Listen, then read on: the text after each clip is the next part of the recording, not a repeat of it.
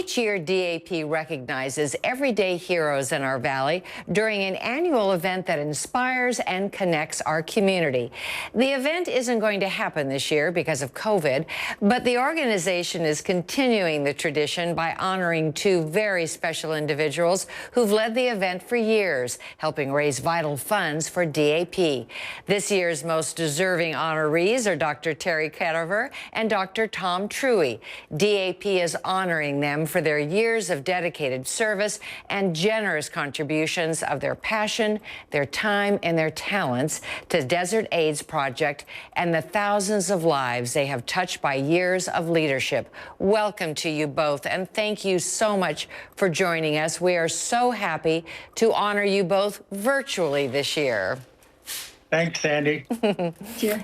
Terry, I'm going to go to you first, and I'm going to ask you, I know that DAP and Everyday Heroes has a very, very special place in your heart. It means so much to you. Tell us how it all began. Well, 7 years ago, Frank Goldstein, whose company Momentous Events has produced a number of projects for Desert AIDS, came to our staff, approached them with the idea of recognizing people who are not traditionally showcased in our community, but who make a huge impact through the donation of their services or time to people suffering and living with HIV/AIDS. And so we decided this was a terrific opportunity and a wonderful idea. And so each year on World AIDS Day, Desert AIDS Project recognizes some of these everyday heroes.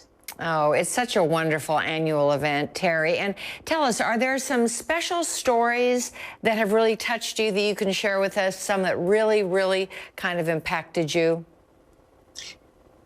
That's so hard, Sandy, because every one of our honorees has such an inspirational, touching story about how they got involved or why they got involved in serving the HIV/AIDS community.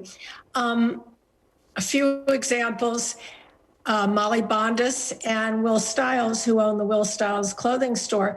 For years, they've donated merchandise at the end of season to our revival stores, which benefit Desert AIDS Project. They support us. And last year was the 10th anniversary of Will Stiles.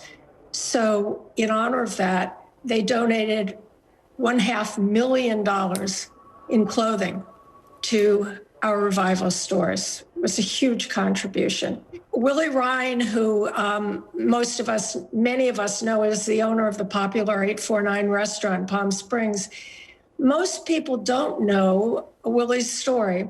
And on his own, since he was 13 years old, Willie struggled to build a life for himself by himself. But throughout all those years, he was very active in the LGBTQ community. He donated his time for people living with HIV/AIDS, made a huge impact.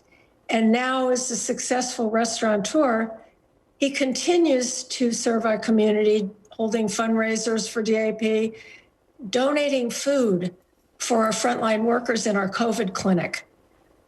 He's always there. And Art Hall, who owns First Gallery Frame Store. Art for years has done framework for Desert AIDS for free and donated artwork. But what people don't know about Art's story is in the late 80s, mid 80s, when Desert Regional Hospital had a floor exclusively for AIDS patients, Art would go and visit the patients in the ward because so many of them had no family or their family had deserted them, and he didn't want them to be alone. When there was an overflow and the hospital couldn't accommodate the patients, Art took them into his home. He nursed them, he fed them, he cared for them, and he held their hands when they died so they wouldn't be alone. As you can see, each of these stories is different, but common in that there are selfless, compassionate, and committed people who have a huge impact in the HIV/AIDS community and who are heroes every day. Oh, Terry, those are such moving stories. Thank you for sharing those with us. Some I was aware of and some I was not, and they truly are inspiring and really prove to all of us that the unsung heroes are so worthy of praise. And Tom, now I'm going to turn to you and ask you, you're all things performing arts. You're our maestro that knows everything about that community. And of course, the performing arts are so sorely missed right now during the pandemic. What do you think it is about music that inspires us so much? Live music is so powerful. And over the years, we've asked 6 amazing Broadway singers to come to the desert and perform at Everyday Heroes. And every one of them gave us a resounding yes. They said, what can we do to help? What can we sing? And we said, well, you choose the songs. But we'd like to open the show with some happy, welcoming songs and maybe close it with some thankful and uplifting sort of songs. Well, all 6 of them came to the desert with their piano players, and they just wowed us with their song selections. And I have to tell you about one in particular. A couple years ago, we honored a lovely lady, Edie Grossbeck. And when she was up giving her acceptance speech, she was talking about her brother, Gene, who had passed away due to AIDS in 1984, at the very beginning of the epidemic. And she told us how important the role of music was in Gene's life, particularly the last year of his life, when he would play all of his favorite songs. And she said one of the songs that he loved was the song For Good from Wicked, the musical Wicked. And that song is about people that come into your life and change you for the better or change you for good. And when she sat down, our entertainer that evening, David Burnham, got up on stage to do his last 2 songs. And when he got to the final number, he said, I'd like to dedicate this to Edie and her brother, Gene.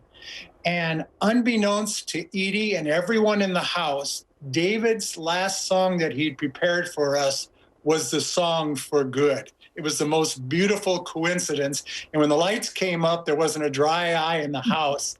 And what that proved to us was when you have a great entertainer and a great honoree and the perfect song, and you put them all together, it makes one of those beautiful aha moments that I'll remember for the rest of my life. And going back to your original question, I think that's the power of live music. Yes, and Tom, that gave me goosebumps. That's one of my favorite songs as well, and I can only imagine the power in the room after that performance and that story that she shared. That's so amazing. So how do you pick your performers, Tom? How do you pick those that will grace our stage and share Everyday Heroes? Well, Terry and I have been on the board of the Annenberg Theater for many, many years, many years to count. We still are. And we've had many Broadway singers come to the desert at the Annenberg. And so when we were told about Everyday Heroes, we said, let's go big. Go big or go home. So we asked these friends who had performed for us on that stage if they would come out and do this. And as I said, everyone agreed.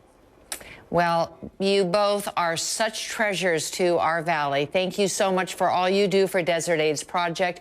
You certainly are our heroes, everyday heroes. We're so happy that we are able to honor you this way virtually. Thank you so much for all that you do. Thank you, Sandy. Thank you so much. Stay healthy. Yes, be well and stay healthy.